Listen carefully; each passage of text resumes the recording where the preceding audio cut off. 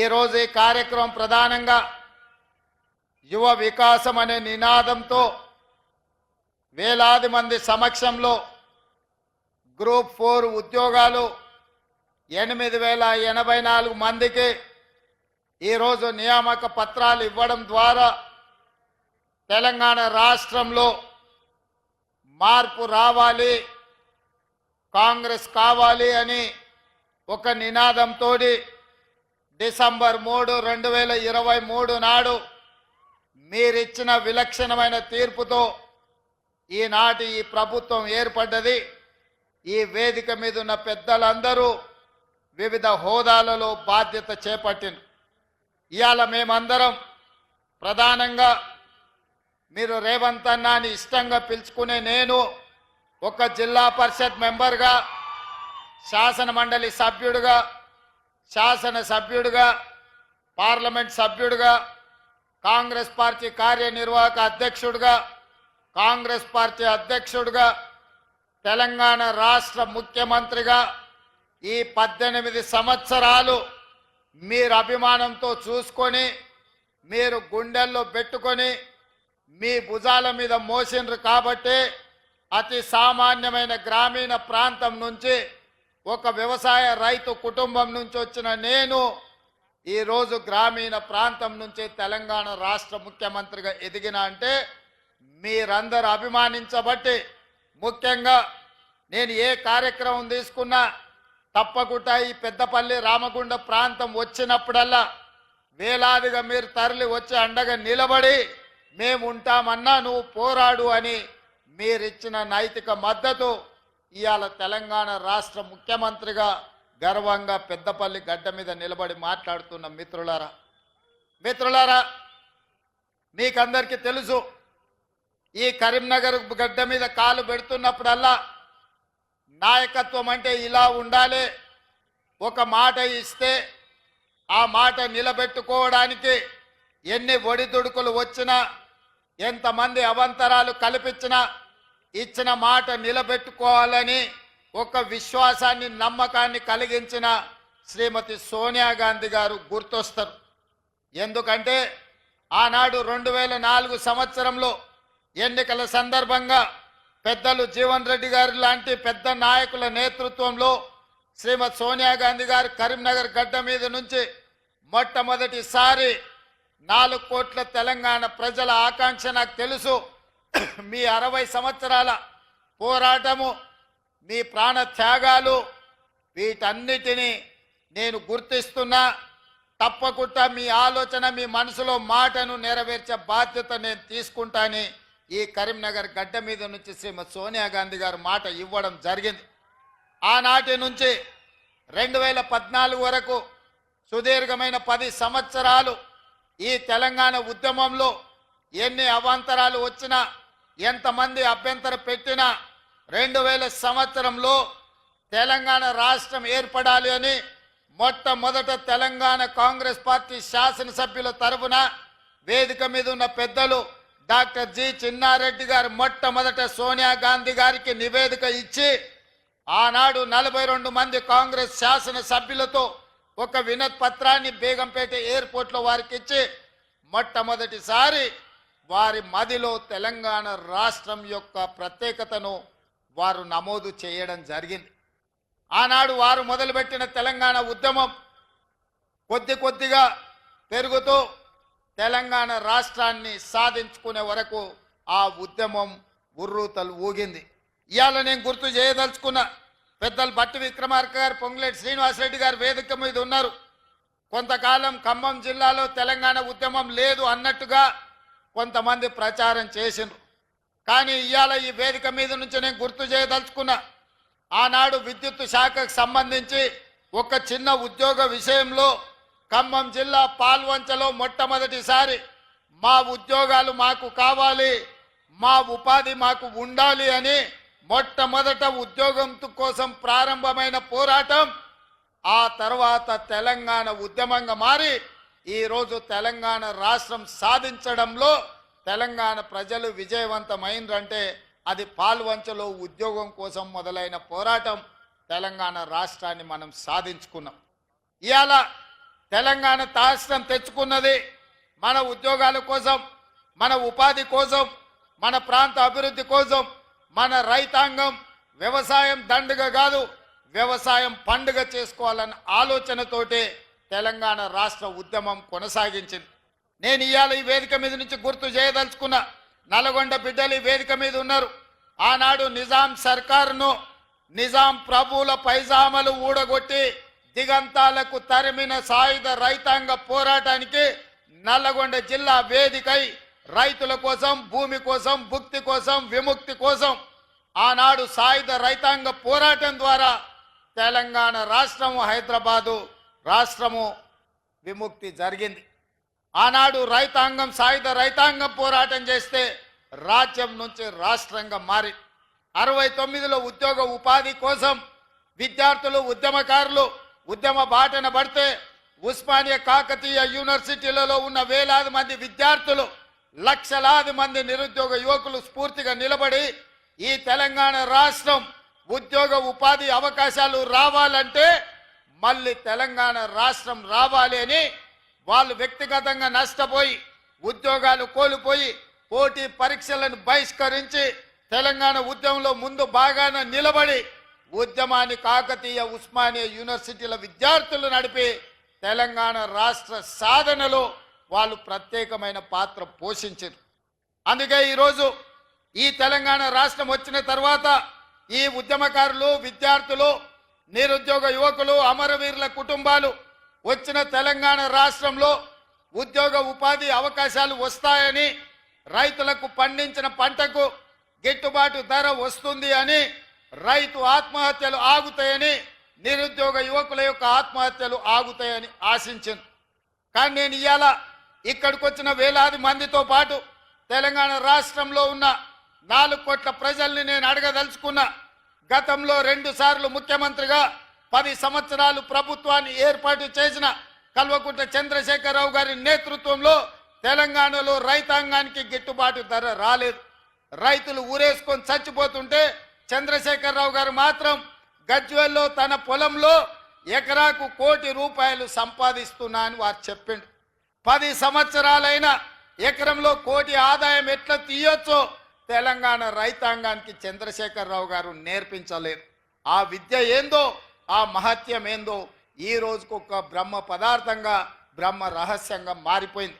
అదే కాకుండా తెలంగాణ రైతాంగం, ముఖ్యంగా పెద్దపల్లి నియోజకవర్గ ప్రాంతం, ఆనాడు ఎస్ఆర్ఎస్పీ నుంచి నీళ్లు రాకపోతే మా మిత్రుడు విజ్జన్న రైతాంగం కోసం పైపులను పలగొడితే అతన్ని తీసుకెళ్లి కరీంనగర్ జైల్లో పెడితే ఆనాడు ఈ పెద్దపల్లి రైతాంగం కోసం మీకు నీళ్లు ఇవ్వడం ద్వారా ఈ ప్రాంత రైతాంగాన్ని ఆదుకోవాలన్న గొప్ప ఆలోచనతోని మీకోసం నడుం బిగించి కొట్లాడితే ఆనాడు చంద్రశేఖరరావు గారు కరీంనగర్ జైల్లో నిర్బంధిస్తే మేడుపల్లి సత్యం, కవ్వంపల్లి సత్యనారాయణతో సహా మేమందరం జైలుకి వెళ్ళి పరామర్శించి పెద్దపల్లి రైతాంగానికి అండగా నిలబడతాం, మీ ప్రాంతానికి నీళ్లు ఇస్తాం, భవిష్యత్తులో పెండింగ్ ఉన్న ప్రాజెక్టులను మేము పూర్తి చేస్తామని చెప్పడం జరిగింది.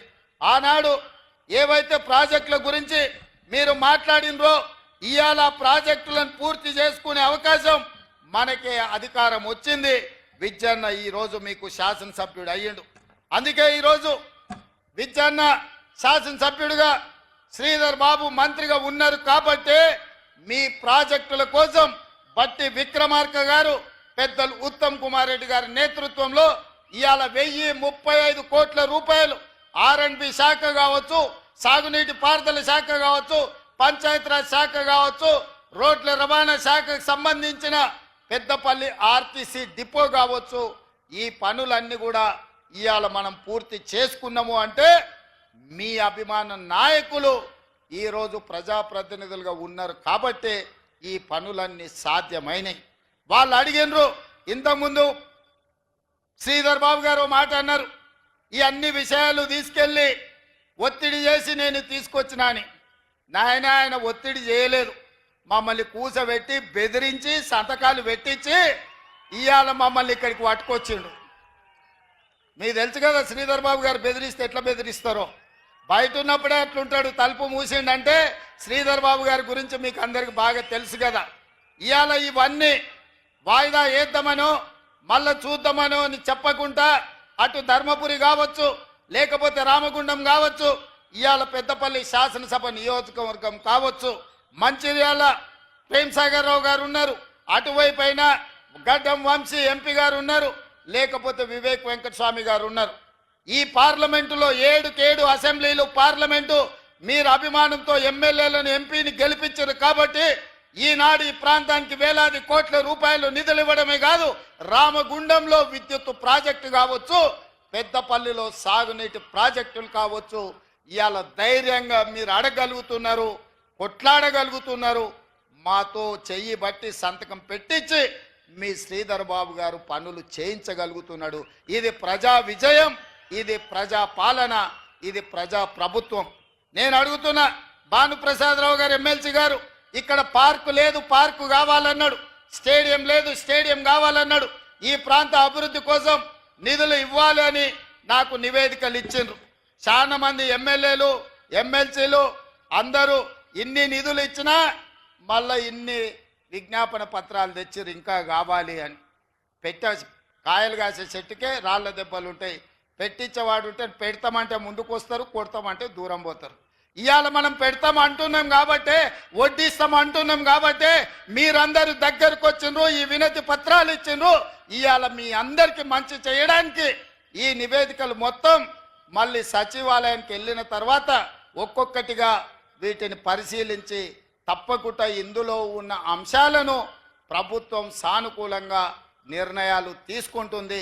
ఇచ్చిన నివేదికలు ఇవి చదివితే రేపు ఉదయం దాకా ఇవే చదవాల్సి వస్తుంది కాబట్టి మొత్తంగా గంప గుత్తగా మీకు ఒకటే మాట ఇస్తున్నా, మిత్రులు ఇచ్చిన నివేదికలన్నీ కూడా మా అధికారులకు, మా చీఫ్ సెక్రటరీ గారికి ఇచ్చి పెద్దపల్లి ఉమ్మడి జిల్లాకు, పెద్దపల్లి పార్లమెంటు నియోజకవర్గానికి కావలసిన నిధులను ఇచ్చే బాధ్యత ప్రేమ్సాగర్ రావు గారు, సత్యనారాయణ స్వామి మా టెంపుల్ కూడా నిధులు కావాలన్నాడు. మా బట్టి గారికి నేను సూచన చేస్తున్నా, సాగర్ అన్న పెద్దగా అడిగింది లేదు కాబట్టి ఖచ్చితంగా ఎంతో కొంత మనం దేవుడికి నిధులు ఇవ్వాల్సిందే. ఎందుకంటే ఆయన ఏం పెద్దగా అడిగే టైప్ కాదు. ఆదిలాబాద్ దత్తత తీసుకోమన్నాడు, తప్పకుండా తుమ్మిడిహెట్టి దగ్గర సాగునీటి ప్రాజెక్టు కట్టించి గోదావరి జలాలను తరలించి ఆదిలాబాద్తో పాటు కరీంనగర్ జిల్లాను కూడా అభివృద్ధి పదం వైపు నడిపించే కార్యక్రమాలు ఉత్తమ్ కుమార్ రెడ్డి గారు తీసుకోబోతున్నారు. ఇవాళ మిత్రులారా, ఇవన్నీ పనులు జరుగుతున్నాయి. ఇవన్నీ ఈరోజు మనం ఇక్కడ కూర్చొని మాట్లాడుకుంటున్నాం. మీరు అడగగలుగుతున్నారు, మీరు విజ్ఞప్తి చేయగలుగుతున్నారు అంటే ఈనాడు తెలంగాణ రాష్ట్రంలో ప్రజా పాలన ఉంది, ప్రజా ప్రభుత్వం ఉంది. సంవత్సరం పూర్తి చేసుకున్న సందర్భంగా ఈ సంవత్సరం మీకోసం రోజుకు 18 గంటలు కష్టపడుతూ ఎక్కడ చూడకుండా చెమట తీస్తూ పని చేస్తుంటే కొంతమంది కడుపు నొప్పితో, లేకపోతే భవిష్యత్తు వాళ్ళకు లేదు, ఇక చీకటి మయమైందని తప్పుడు ప్రచారాలు చేస్తున్నారు. పెద్దలు కొంతమంది కలిస్తేనే ఏమున్నారా మీరు చేసింది కూడా చెప్పుకోలేకపోతుండ్రు. 10 ఏళ్ళు మోసం చేసినోడే ఇవాళ బజార్ల మీదకి వచ్చి మీరేం చేయలేదని మిమ్మల్ని అంటున్నారు. 10 ఏళ్ళ పాలనను 10 నెలల పాలనను పోల్చి చూసుకోండి అని మీ ప్రజలకు చెప్పాలి కదా. మీ కార్యకర్తలు కూడా ఎక్కడికక్కడ విశ్రాంతి తీసుకుంటున్నారు, చెట్టు కింద మంచిగా దుప్పటి కప్పుకొని నిద్రపోతున్నారు. ఏందని పెద్ద మనుషులు అడుగుతారు. అంటే నేను అన్నా, మేము 10 ఏళ్ళు ఎన్నో కేసులు కట్టుకున్నాం, ఎంతోమంది జైల్లోకి పోయినాం. ఈ జెండా మోసి భుజాలు కాయలు కాసి ప్రాణాలు కోల్పోయిన మా కార్యకర్తలు ఇవాళ సేద తీరుతున్నారు, వ్యవసాయం మీద దృష్టి పెట్టినరు, ఉద్యోగ ఉపాధి అవకాశాల కోసం ప్రయత్నం చేస్తున్నారు. అంతే తప్ప శత్రువు ఏం చేస్తున్నాడో చూడక కాదు, చూస్తాం ఖచ్చితంగా. 10 నెలల పాలన మీద వాళ్ళు చేసిన విష ప్రచారం డిసెంబర్ 1 నుంచి డిసెంబర్ 9 వరకు 10 రోజులు వాళ్ళు చేస్తున్న విష ప్రచారాన్ని తిప్పి కొట్టి చరిత్రను తిరగ రాస్తామని చెప్పడం జరిగింది. దానికి ఉప ముఖ్యమంత్రి వర్యులు బట్టి విక్రమార్క గారు ఈరోజు బాధ్యత తీసుకొని ముందుకు నడిపిస్తున్నారు. మిత్రులారా, ఈ వేదిక మీద నుంచి తెలంగాణ 4 కోట్ల ప్రజలు నేను అడగదలుచుకున్నా. ఆనాడు 1200 మంది విద్యార్థులు ఆత్మ బలిదానాలు చేసుకున్నది తెలంగాణ రాష్ట్రంలో. నెలల కొద్దీ నిరసన తెలుపుతూ, రాస్తారోకలు చేస్తూ, వంట వార్పు చేస్తూ పిల్లలు ప్రాణాలు ఇచ్చి తెలంగాణ రాష్ట్రం తెచ్చుకున్నది ఎందుకు అని నేను అడుగుతున్నా. ఇవాళ 10 సంవత్సరాలు నిజంగానే రైతులకు వాళ్ళు బోనస్ ఇచ్చుంటే వరి వేసుకున్న రైతులకు గిట్టుబాటు ధర ఇచ్చినుంటే ఈ రోజు తెలంగాణ రాష్ట్రం సస్యశ్యామలం అయి ఉండేది. చంద్రశేఖరరావు గారు ఏమన్నారు ఆనాడు, ఎందుకు ఈ వరి విషయం ఈ పెద్దపల్లి మీదనే ప్రస్తావిస్తున్నంటే 33 జిల్లాలల్లో అత్యధికంగా ఒడ్లు పండించే జిల్లా ఈ పెద్దపల్లి జిల్లా. 2 లక్షల ఎకరాలలో సన్న ఒడ్లు పండించి రికార్డు సాధించింది. 95% ఈడ రైతుల ఖాతాలో డబ్బులు పడ్డాయి. సన్న ఒడ్లు పండించిండ్రు, వాళ్ళకు 500 రూపాయల బోనస్ వచ్చింది. ఇవాళ గిట్టుబాటు ధరతో పాటు బోనస్ కూడా తెలంగాణ రాష్ట్రంలో తెచ్చుకుంటున్నాం. ఇదే కాదు, తెలంగాణ ఉద్యమమే ఉద్యోగ ఉపాధి అవకాశాలు 10 ఏళ్ళు వాళ్ళు ఇవ్వలేదు. ఇవాళ 10 సంవత్సరాల తర్వాత మనం అధికారంలోకి వచ్చిన ఎంబడే మొత్తంగా ఒక్క సంవత్సరంలో 55,143 ప్రభుత్వ ఉద్యోగాలను నిరుద్యోగ యువకులకు అందించడం ద్వారా దేశంలోనే రికార్డు నెలకొల్పిన రాష్ట్రం తెలంగాణ రాష్ట్రం. అందులో ప్రధానంగా హోంశాఖ కావచ్చు, విద్యాశాఖ కావచ్చు, గ్రూప్ 1 కావచ్చు, వైద్య ఆరోగ్య శాఖ కావచ్చు, బీసీ సంక్షేమ శాఖ కావచ్చు, ఎస్సీ అభివృద్ధి శాఖ కావచ్చు, మైనారిటీ సంక్షేమ శాఖ కావచ్చు, ఎస్టీ సంక్షేమ శాఖ కావచ్చు, నీటిపారుదల శాఖ కావచ్చు, రెవెన్యూ శాఖ కావచ్చు, పంచాయతీరాజ్ గ్రామీణాభివృద్ధి శాఖ కావచ్చు, ఇంధన శాఖ కావచ్చు, ఉన్నత విద్యాశాఖ కావచ్చు, రోడ్లు రవాణా రోడ్లు భవనాల శాఖ కావచ్చు, పురపాలక పట్టణాభివృద్ధి శాఖ కావచ్చు, పశు సంవర్ధక మత్స్య డైరీ శాఖ కావచ్చు, వ్యవసాయ సహకార శాఖ కావచ్చు. మిత్రులారా, ఈ శాఖలల్లా మన ప్రభుత్వం ఇందిరమ్మ రాజ్యంలో మొదటి సంవత్సరం 55,143 ఉద్యోగ పత్రాలు, నియామక పత్రాలు, ఈనాడు గ్రూప్ 4 8,084 మంది నియామకాలతో 55,143 ఉద్యోగాలను ఇవాళ మన ప్రభుత్వం ఇచ్చింది. పెద్ద ఎత్తున చప్పట్లు కొట్టండి. బట్టి విక్రమార్క గారు నిధులు మంజూరు చేస్తేనే, మంత్రివర్గం ఆమోదిస్తేనే 55,143 ఉద్యోగాలు నేను ఇవ్వగలిగిన ఈ దేశానికే గొప్ప రికార్డు.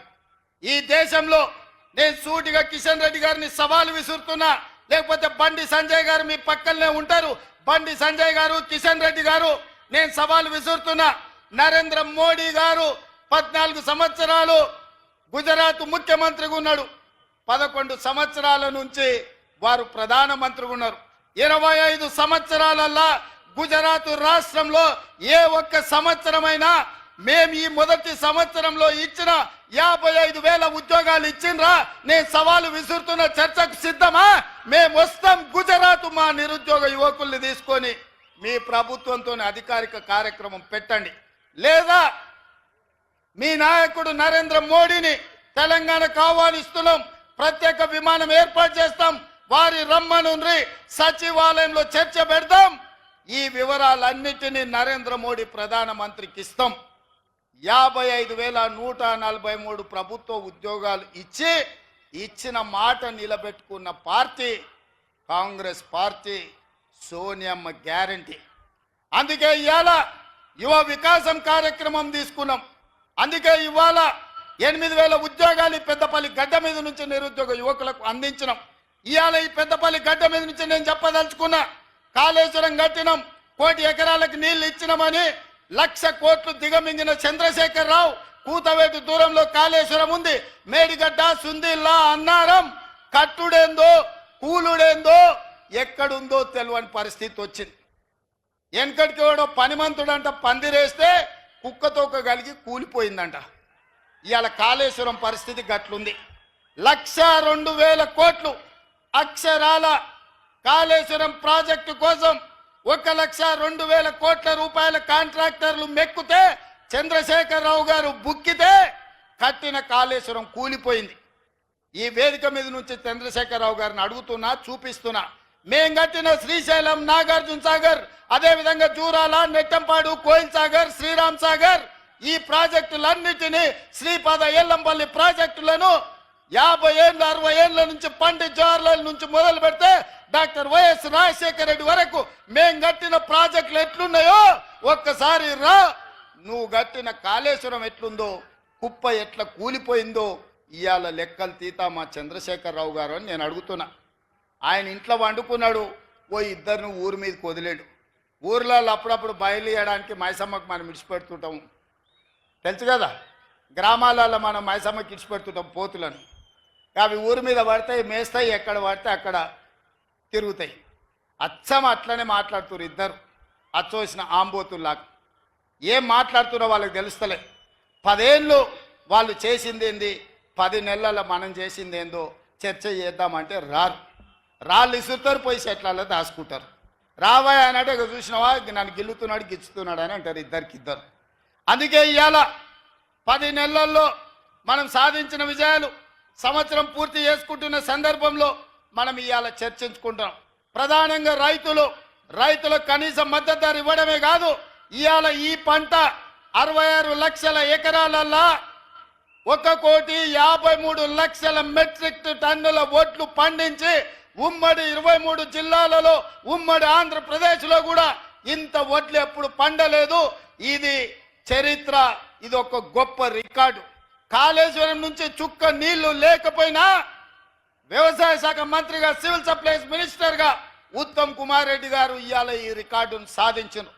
నేను అడుగుతున్న కేసీఆర్ను, కాళేశ్వరం లేకపోయినా శ్రీపాద ఎల్లంపల్లి, శ్రీరామ్ సాగర్, జూరాలను లేకపోతే మంజిరాను, సింగూరు ప్రాజెక్టుల కింద ఇవాళ ఈ ప్రాజెక్టులు మేము కడితే 1,53,00,000 మెట్రిక్ టన్నుల వడ్లు పండించినాం. కనీసం మద్దతు ధర ఇచ్చి కొనుడు కాదు, 500 రూపాయల బోనస్ ఇచ్చినాం. ఈ పెద్దపల్లి రైతాంగాన్ని నేను అడుగుతున్నా, మీ ఖాతాల్లో నిధులు పడలేదా? ఆనాడు ఐకేపీ సెంటర్లు తెరవమంటే చంద్రశేఖరరావు గారు, ఇది ప్రభుత్వం వ్యాపారం చేయదు, ప్రభుత్వం వ్యాపార సంస్థ కాదు, ఇప్పటి నుంచి మేము కొనం, ఊరేసుకుంటే మీరు ఊరేసుకున్నట్టే, మీకు మాకు సంబంధం లేదని తెగబడి తెగించి ఆనాడు చంద్రశేఖరరావు చెబితే ఇవాళ నేను చెప్పిన ఇందిరమ్మ రాజ్యం చెప్పింది, మీరు ఒట్లు పండించండి, సన్నాలు పండించండి, కనీస మద్దతు ధరతో పాటు 500 రూపాయల బోనస్ ఇస్తాం, పండించండి అన్నాం. 5 రోజుల్లో మీ ఖాతాల మద్దతు ధరతో పాటు బోనస్ మీ ఖాతాలలో పడతలేదా? రైతాంగమా, మీరు ఆలోచన చెయ్యండి. వారు ఎగ్గొట్టిన రైతు బంధు ముఖ్యమంత్రి అయిన ఎంబడే 7,625 కోట్ల రూపాయలు మా ప్రభుత్వం వచ్చిన మొదటి విడతలోనే 7,625 కోట్లు రైతు బంధు మీ ఖాతాలు వేసింది మా ప్రభుత్వం, మన ప్రభుత్వం కాదా? ఇవాళ రైతు రుణమాఫీ 25,35,000 మంది రైతులకు 21,000 కోట్ల రూపాయలు 10 నెలల్లోనే మన ప్రభుత్వం 21,000 కోట్ల రూపాయల రైతు రుణమాఫీ 2 లక్షల వరకు చేసి చరిత్రను తిరగరాసిన చరిత్ర తెలంగాణ రాష్ట్ర ప్రభుత్వాన్ని. నేను సూటిగా సవాలు విసురుతున్నా, ఏ రాష్ట్రమైనా, ఏ ముఖ్యమంత్రి అయినా, ఈ దేశ ప్రధానమంత్రి నరేంద్ర మోడీ అయినా నేను సవాలు విసురుతున్నా, నీ గుజరాత్ రాష్ట్రంలో రైతుకు రుణమాఫీ చేసినవా? ఒకవేళ చేస్తే ఎంతో చేసినావు లెక్కలు దిగి. మొదటి సంవత్సరంలో 25,35,000 రైతులకు 21,000 కోట్ల రూపాయలు రైతు రుణమాఫీ చేసి ఈ దేశ చరిత్రనే తిరగరాసిన చరిత్ర తెలంగాణ రాష్ట్ర ప్రభుత్వాన్ని. నేను సవాలు విసురుతున్నా, ఎవరు చర్చకు వస్తారో రాండి. అదేవిధంగా ఆడబిడ్డలు, మా కొండా సురేఖ, మా సీతక్క లేరు, మహిళలు, డ్వాక్రా సంఘాలు, స్వయం సహాయక బృందాలు, వాళ్ళని 10 సంవత్సరాలు రాసి రంపాన పెట్టారు. వాళ్ళని కనీసం మర్యాద కూడా ఇయ్యలే, వాళ్ళు ఎట్లున్నారో చూడలే. ఆడబిడ్డల అవమానంతో కుంగిపోతుంటే సోనియమ్మ నాయకత్వంలో మన ప్రభుత్వం వచ్చిన తర్వాత స్వయం సహాయక సంఘాలను అన్నిటిని కూడా పునరుద్ధరించినాం. నేను నడుచుకుంటూ పోతే వేలాది మంది మా అక్కలు, మా ఆడబిడ్డలు వెనకాల ఉండి చప్పట్లు కొడుతుంటే వాళ్ళ కళ్ళల్లో ఆనందం చూస్తుంటే నాకు కడుపు నిండిపోయింది. రాత్రికి భోజనం చేయాల్సిన అవసరం కూడా లేనంత సంతోషం కలిగింది. ఎందుకంటే ఆడబిడ్డల కళ్ళల్లో ఆ సంతోషం చాలా సంవత్సరాల తర్వాత నా కళ్ళకు కనిపించింది. ఎందుకంటే ఇవాళ 67 లక్షల మంది స్వయం సహాయక సంఘాలు ఉన్నాయి.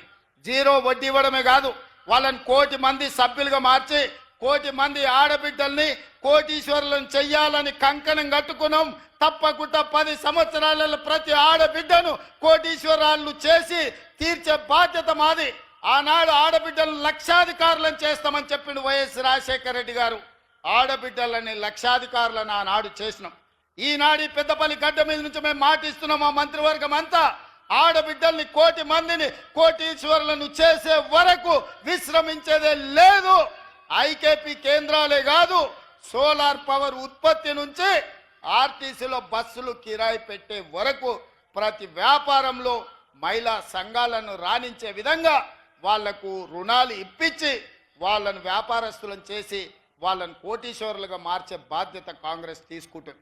అందుకే పొంగులేటి శ్రీనివాసరెడ్డి గారి నేతృత్వంలో వరంగల్లో ఆడబిడ్డల కోసం కార్యక్రమం తీసుకొని 1,00,000 మంది ఆడబిడ్డల సమక్షంలో వరంగల్ ఆర్ట్స్ కాలేజ్ మైదానంలో ఆడబిడ్డలకు ఏం చెయ్యాలనుకుంటున్నామో ఏం చేసినామో చెప్పినాం. మళ్ళొక్కసారి తెలంగాణ రాష్ట్ర ఆడబిడ్డలకు నేను గుర్తు చేయదలుచుకున్నా, 1 కోటి మంది ఆడబిడ్డల్ని కోటీశ్వరులను చేసే బాధ్యత మీ తమ్ముడుగా, మీ అన్నగా నాది, మీ బిడ్డగా నాది అని చెప్తున్నా. మీ ఆశీర్వాదం ఉంటే ఆ 1 కోటి ఓట్లు బౌలింగ్ బూత్లో డబ్బాలు పడితే మా సోదరులు ఓటు వేసినా వేయకపోయినా రెండోసారి అల్కగా ముఖ్యమంత్రి అవుతాను ఆడబిడ్డలకు నేను చెప్పదలుచుకున్నా. ఈసారి 92 లక్షల ఓట్లు వస్తేనే కాంగ్రెస్ ప్రభుత్వం వచ్చింది. వచ్చేసారి మా ఆడబిడ్డలు 1 కోటి మంది 1 కోటి ఓట్లు వేస్తే వీళ్ళు ఇచ్చేది బోనసే తప్ప అస్సలు కాదు. ఆడబిడ్డలు ఇచ్చేది అసలు అవుతుంది, మా సోదరులు వేసే ఓట్లు బోనస్ అవుతాయి. కేసీఆర్కు వజీఫ్ అవుతుంది, ఇక మళ్ళీ వెనక కూడా రాకుండా పోతాడు. ఆడబిడ్డల పట్ల ప్రణాళికలు ఆ విధంగా ఉన్నాయి. అదేవిధంగా యువకులు, నిరుద్యోగ యువకులు, విద్యార్థులు, ఇవాళ విద్యార్థుల కోసం యూనివర్సిటీలను చంద్రశేఖరరావు గారు పూర్తిగా నిర్వీర్యం చేసిండు.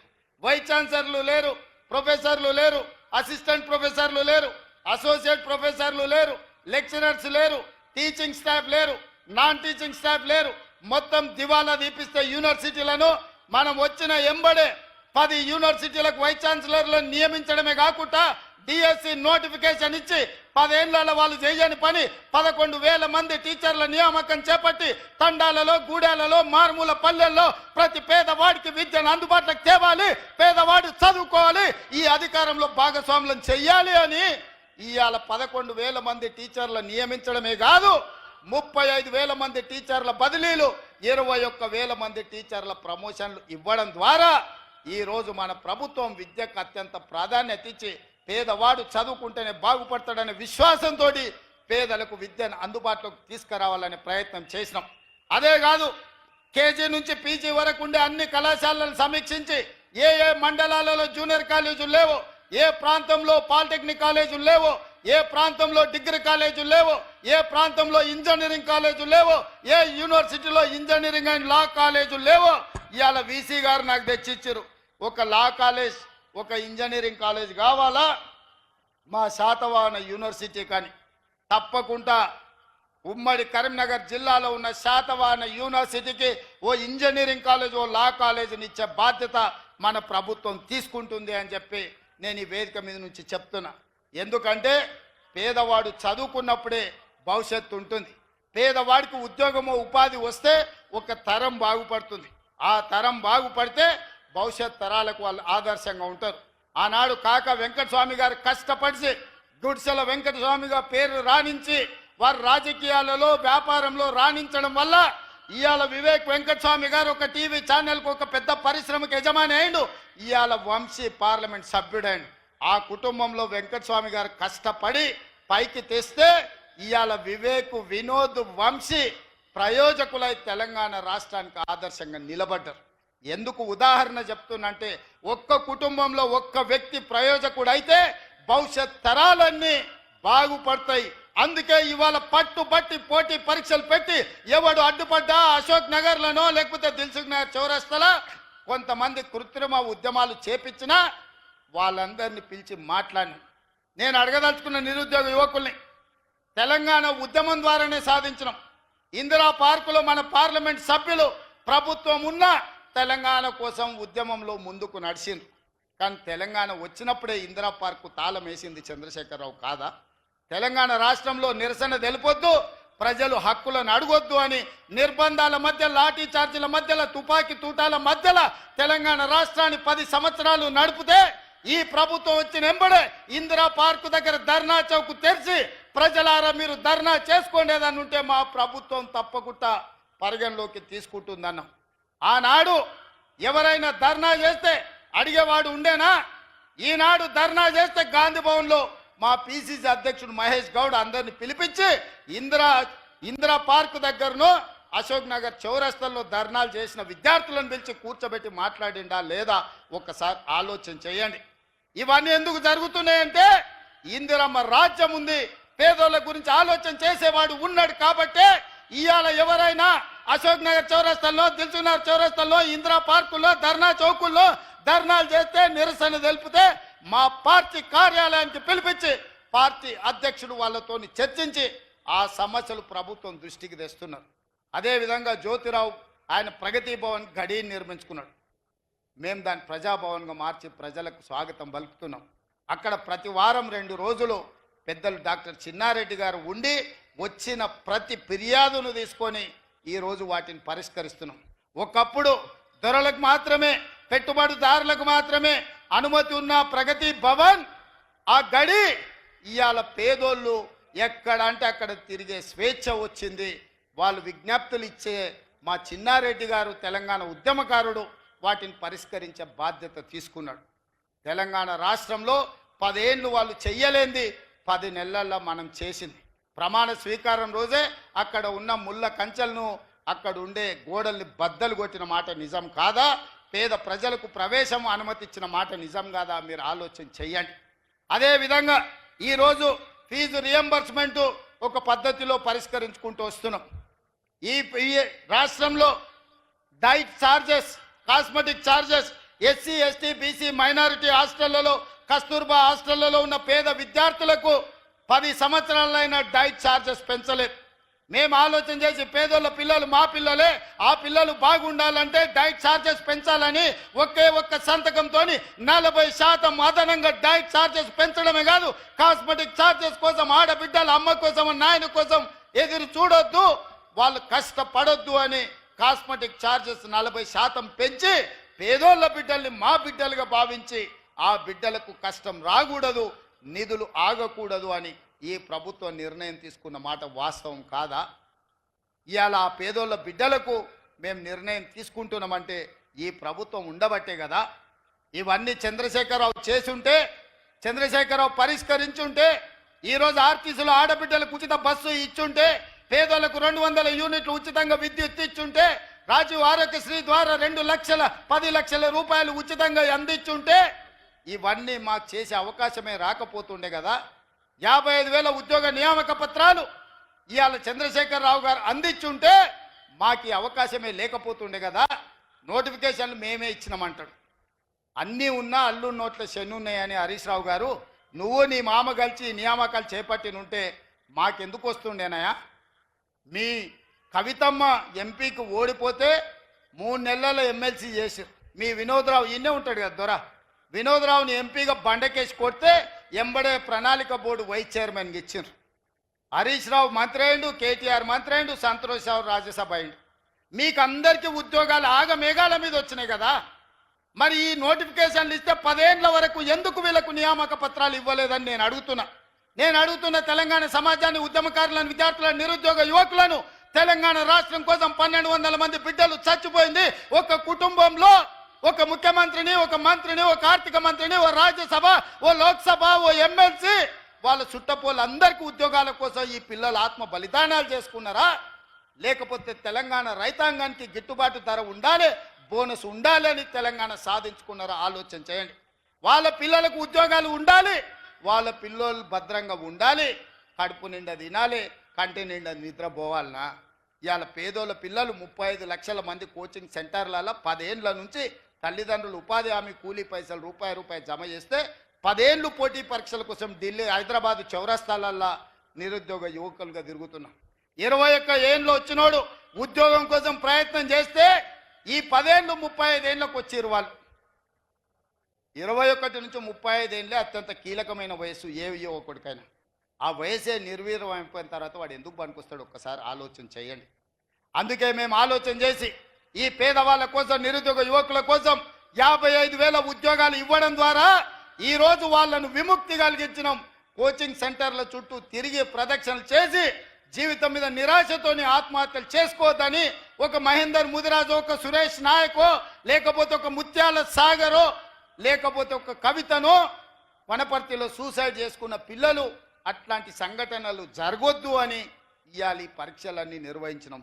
ఇందుకోసం తెలంగాణ రాష్ట్రం తెచ్చుకున్నామా? ఒకసారి ఆలోచన చేయండి మిత్రులారా. కేవలం ఒక కుటుంబం కోసం 4 కోట్ల ప్రజలు ఉద్యమ బాట పట్టి, వందలాది మంది విద్యార్థులు ఆత్మ బలిదానాలు చేసుకొని, లక్షలాది మంది అక్రమ కేసులు ఎదుర్కొని, నిరసనల ద్వారా, రాస్తా రోకల ద్వారా, ఉద్యమాల ద్వారా, బంధుల ద్వారా తెలంగాణ రాష్ట్రం ఎందుకోసం తెచ్చుకున్నారు? ఒక కుటుంబాన్ని అందలం ఎక్కించడానికా, లేకపోతే 4 కోట్ల తెలంగాణ ప్రజలు బాగుపడడానికా?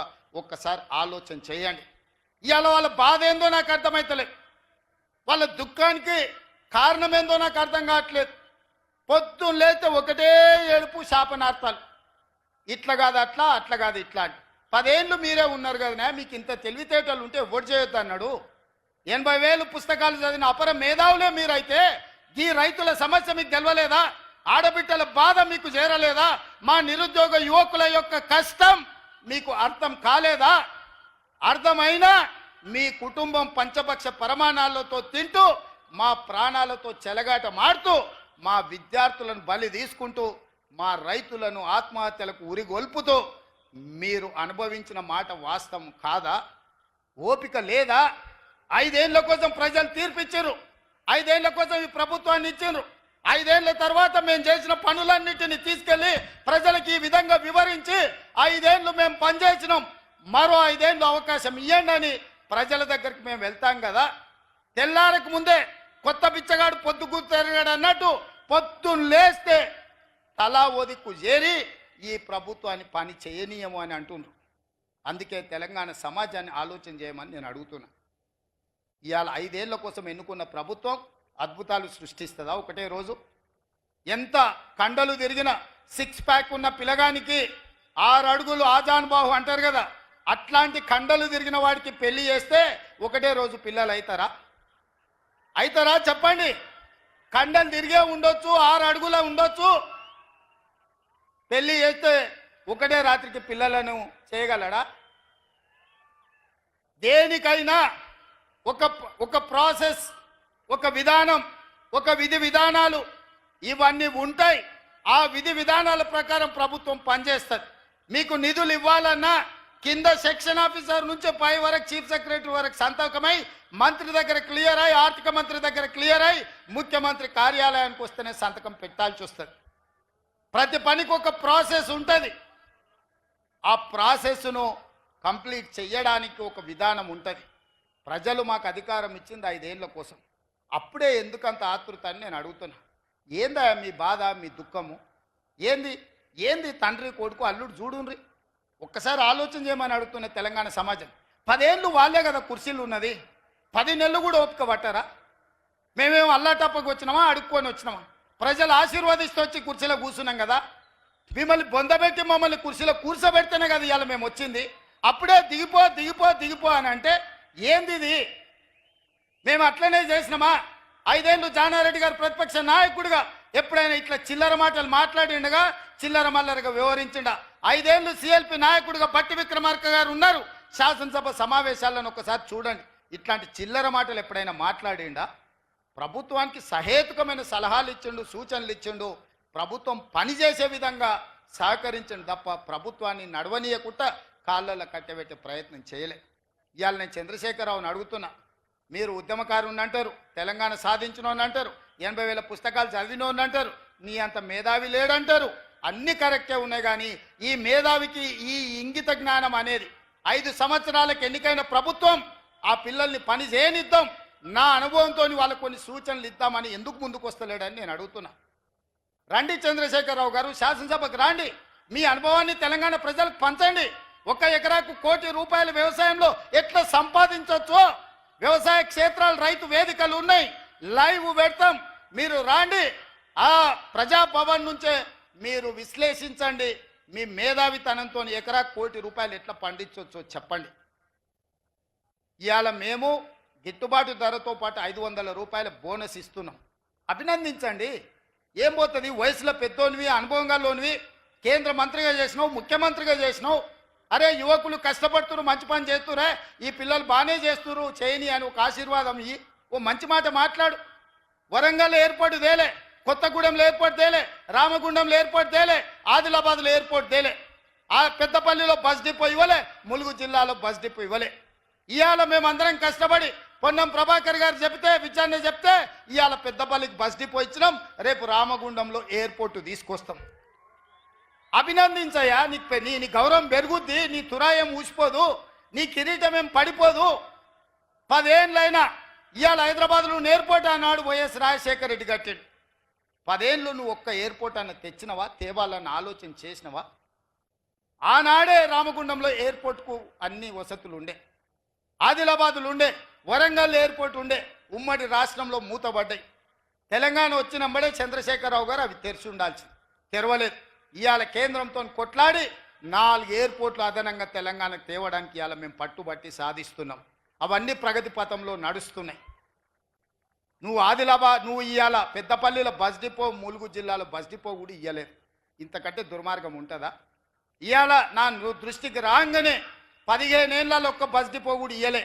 మొట్టమొదటి బస్ డిపో ఈ 15 ఏళ్ళల్లో ఈరోజు పెద్దపల్లికి పూర్తి స్థాయి బస్ డిపో ఇచ్చినాం. ఇది కాంగ్రెస్ పార్టీ విధానం. ఇవాళ బస్ డిపోలే కాదు, ఎయిర్పోర్టులు కూడా మీ కూతవేటు దూరంలో వస్తున్నాయి అంటే ఈ ప్రజా పాలనతోనే సాధ్యమైంది మిత్రులారా. అందుకే ఈరోజు రైతులు కావచ్చు, మహిళలు కావచ్చు, విద్యార్థులు కావచ్చు, నిరుద్యోగ యువకులు కావచ్చు, మైనారిటీలు కావచ్చు, ఎస్సీలు కావచ్చు, ఎస్టీలు కావచ్చు, బీసీలు కావచ్చు, ముఖ్యంగా మా బీసీ సోదరులారా, మీ కులగణన గురించి ఎన్ని సంవత్సరాల నుంచి, ఎన్ని దశాబ్దాల నుంచి మీరు కొట్లాడుతున్నారు. ఇవాళ కాంగ్రెస్ పార్టీ కులగణను 95% పూర్తి చేసుకున్నది. కులగణనలో ఎందుకు చంద్రశేఖరరావు, హరీష్ రావు, తారక రామారావు పాల్గొంటలేడని నేను అడుగుతున్నా. మీరు బీసీ వ్యతిరేకులా, బీసీ ద్రోహులా? మీరు ఈ రాష్ట్రంలో లేరా? మీరు పదవులు అనుభవిస్తలేరా? ఆ బీసీలతో ఓట్లు వేయించుకోలేదా?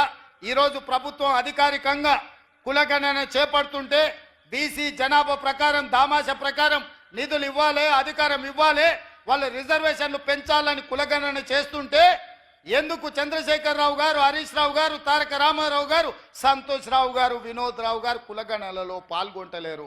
మీరు ఒక్కసారి ఆలోచన చేయమని బీసీ సంఘాలను నేను అడుగుతున్నా. ఇది ప్రభుత్వం అధికారికంగా చేపట్టిన కార్యక్రమం. ఆనాడు చంద్రశేఖరరావు సమగ్ర కుటుంబ సర్వే చేపట్టి మేము పాల్గొనలేదా? రాజకీయంగా మాకు వైరుధ్యం ఉండొచ్చు. ఒక మంచి పని కోసం ప్రభుత్వాలు ముందుకు వచ్చినప్పుడు వాటికి అనుకూలంగా వాటిని కొనసాగించే విధంగా మనం వ్యవహరించాలి. ఈరోజు కులగణనలో ఎందుకు చంద్రశేఖరరావు గారు పాల్గొంటలేడు అని నేను వేదిక మీద అడుగుతున్నాను. బీసీ సంఘాలను ఆలోచన చేయమని నేను విజ్ఞప్తి చేస్తున్నా. ఎవరైతే బీసీ కులగణనలో తెలంగాణ రాష్ట్రంలో పాల్గొనరో సామాజిక బహిష్కరణ చెయ్యండి వాళ్ళని అని చెప్పి నా బీసీ సోదరులకు నేను విజ్ఞప్తి చేస్తున్న వేదిక మీద నుంచి. ఇది ఒక గొప్ప లక్ష్యంతో రాహుల్ గాంధీ గారు ఇచ్చిన మాటతో ఈ తెలంగాణ సమాజంలో చేసి దేశం మొత్తం కులగణన చేసే విధంగా ఇవాళ ఒత్తిడి తేవడానికి కార్యక్రమం తీసుకున్నాం. ఇట్లాంటి కార్యక్రమాలు తీసుకొని ముందుకు వెళ్తుంటే పెద్ద మనసుతో మమ్మల్ని అభినందించాల్సింది పోయి శాపనార్థాలు పెడుతున్నాడు ఇవాళ చంద్రశేఖర్ రావు గారు. ఏంది ఇది పద్ధతి అని నేను అడుగుతున్న వారిని. వారికి అనుభవం ఉంది, వారికి వయసు ఉంది, వారికి చదువుకున్న 80,000 పుస్తకాలు అని చెప్పుకునే తెలివితేటలు ఉన్నాయి. ఇన్నిట్లలో ఈ కనీసం ఈ చిన్న మర్యాద పాటించాలన్న విషయం వారికి అర్థం కావడం లేదా అని నేను వారిని అడుగుతున్నా. అందుకే మిత్రులారా, ఇవాళ ఇంత ఆలస్యమైన ఇంత గొప్పగా మా మిత్రుడు శ్రీధర్ బాబు గారు, స్థానిక శాసనసభ్యులు, కరీంనగర్ జిల్లా ప్రజలు, ఈ పెద్దపల్లి జిల్లాలో ఇన్ని వేలాది మంది, ముఖ్యంగా మా ఆడబిడ్డల్ని వెనకాల కూర్చోబెట్టిన మా సోదరులకు నేను మా ప్రభుత్వ అధికారులకు కూడా అదేవిధంగా మా మంత్రులకు కూడా చెప్తున్నా, ఒక్క పక్కన మన యువకులకు మన సోదరుకి ఇస్తే ఒక్క పక్కన ఆడబిడ్డలకు మొత్తం లైన్ గీయాలనే. ఆడబిడ్డల్ని వెనకాల కూర్చోబెడితే మీటింగ్లకు వచ్చిన తర్వాత లేపి వెనకకు పంపించి ఆడబిడ్డల్ని ముందర కూర్చోబెట్టి చెప్పని చేస్తా. ఎందుకంటే రాజీవ్ గాంధీ గారు ఆడబిడ్డలకు స్థానిక సంస్థలలో రిజర్వేషన్లు ఇచ్చినాకనే వాళ్ళు సర్పంచులు, ఎంపీటీసీలు, ఎంపీపీలు, జడ్పీటీసీలు, జిల్లా పరిషత్ చైర్మన్లు, మున్సిపల్ చైర్పర్సన్స్ అయినరు. అందుకే మహిళలకు సముచితమైన స్థానం ఉండాల్సిందే. మా పెద్దలు శ్రీధర్ బాబు గారికి నా సూచన, ఒక్క పక్కన మొత్తం సోదరులకు ఇస్తే ఇంకొక పక్కన మొత్తం తప్పకుండా మా సోదరి మనలకు మీరు ఇవ్వాల్సిందే. వచ్చే ఎన్నికల్లో వాళ్ళ తమ్ముడుగా అన్నగా భావించి మనల్ని ఆశీర్వదించేది ఆడబిడ్డలే కాబట్టి ఈ విషయంలో కూడా సమాన అవకాశాలు వాళ్లకు కల్పించాలి. ఏది ఏమైనా ఇంత అద్భుతమైన కార్యక్రమాన్ని ఏర్పాటు చేయడం ద్వారా రాష్ట్ర ప్రభుత్వం చేపట్టిన అధికారిక కార్యక్రమాలు అభివృద్ధి చెందుతున్న తెలంగాణ రాష్ట్రం ఇంకా ముందుకు వెళ్ళే విధంగా ఈ ప్రాంతానికి కోకోకోలా ఫ్యాక్టరీని తేవడానికి శ్రీధర్ బాబు గారు నేను ప్రయత్నం చేస్తున్నాం. తొందరలోనే మంతని నియోజకవర్గ ప్రాంతంలో ఇక శ్రీధర్ బాబు గారు బెదిరిస్తారని చెప్తున్నారు. కోకోకోలా ఫ్యాక్టరీని తప్పకుండా మీ దగ్గర తెచ్చే విధంగా మొన్న మెదక్లో కోకోకోలా ఫ్యాక్టరీని ప్రారంభించినాం. ఈ ప్రాంతానికి కోకోకోలా ఫ్యాక్టరీ కూడా తేవడానికి ప్రయత్నం చేస్తాం. వాళ్ళందరినీ ఆశీర్వదించండి, మాకు అండగా నిలబడండి అని తెలియజేస్తూ మీ అందరి దగ్గర సెలవు తీసుకుంటున్న మిత్రులారా.